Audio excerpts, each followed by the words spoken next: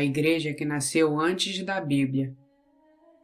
Recebereis uma força, a força do Espírito Santo que virá sobre vós, e sereis então minhas testemunhas em Jerusalém, em toda a Judéia e Samaria, até as extremidades da terra.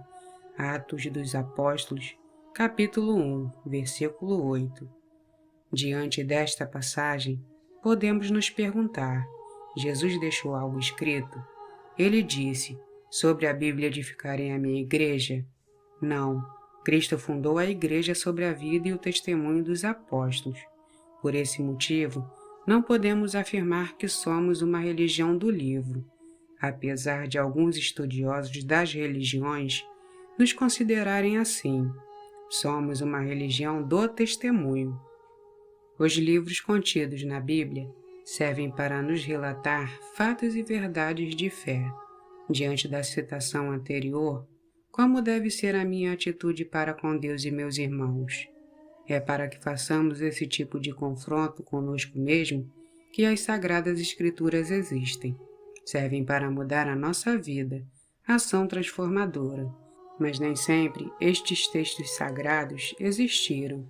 Vejamos como se formou este conjunto de textos sagrados, para que compreendamos a essência da Palavra de Deus. Comecemos pelo período em que alguns livros foram escritos. É importante saber que o escrito mais antigo do Novo Testamento é 1 de Tessalonicenses, redigido por volta do ano 51 d.C., quando Paulo se encontrava na Acaia. Podemos conferir em Atos dos Apóstolos, capítulo 18, versículo 12. É importante começarmos por este exemplo, apenas para demonstrar que a Bíblia não segue uma ordem cronológica. O primeiro livro no Novo Testamento não foi o Evangelho de Mateus. Além disso, Paulo morreu e provavelmente não viu sequer um evangelho escrito.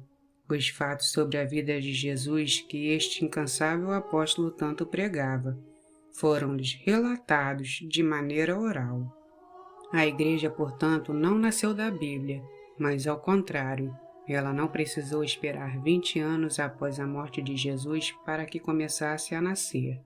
Com a carta de São Paulo citada anteriormente, ela já estava aí.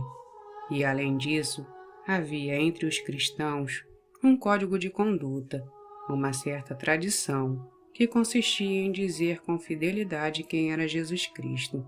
O último livro do Novo Testamento a ser escrito foi Apocalipse, escrito por São João, por volta do ano 100 d.C., quando este se encontrava exilado na ilha de Patmos. Nesta altura da história, ainda não havia Bíblia, apesar de todos os seus livros já estarem escritos. Isto porque, quando São Paulo, São João, São Judas Tadeu escreveram suas cartas, eles não sabiam que estavam escrevendo parte do Novo Testamento. Os cristãos ainda precisavam escolher quais seriam os escritos que iriam compor as Escrituras Sagradas.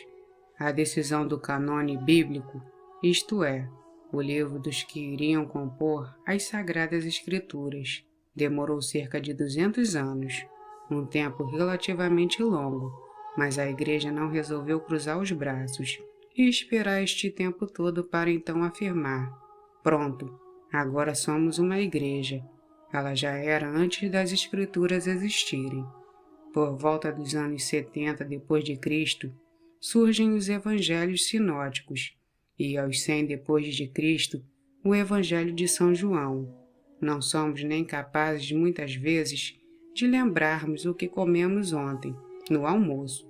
Como é, então, que 70, 100 anos depois, as pessoas ainda lembravam de detalhes de fala e da vida de Jesus Cristo?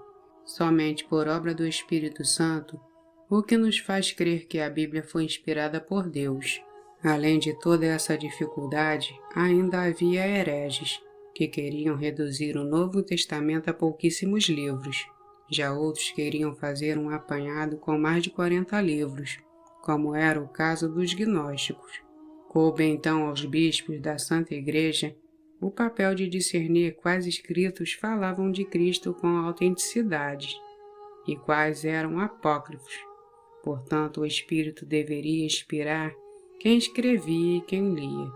Cada novo escrito que chegava ao conhecimento dos bispos era como uma maçaneta nova. Caso o prelado tivesse a chave, a autenticidade da porta seria provada. Passaram-se muitos anos e já havia Bíblia em muitos lugares. Era por volta do ano de 1500. Neste período nasceu a Reforma Protestante para Martim Lutero. Foi fácil afirmar que a sola Escritura, somente a Escritura, é o fundamento para a verdade de fé. Quando vivia na época da imprensa e podia fazer tiragem de cópias e distribuir a Bíblia a quem quisesse. Durante 1500 anos, a Igreja Católica conservou as Sagradas Escrituras e transmitiu a seu povo através das missas. Isto porque nem todos tinham condições de ter a Bíblia em casa.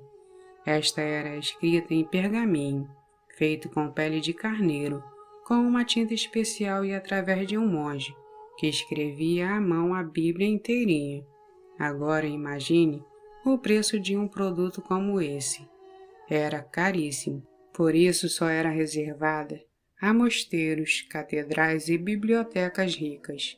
Mas a Santa Igreja, em sua grande sabedoria, jamais deixou de transmitir Jesus Cristo, a Palavra de Deus, o Verbo encarnado às pessoas.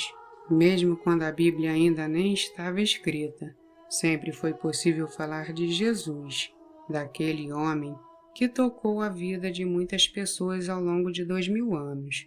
A Palavra de Deus não é a Bíblia, é Jesus vivo e ressuscitado.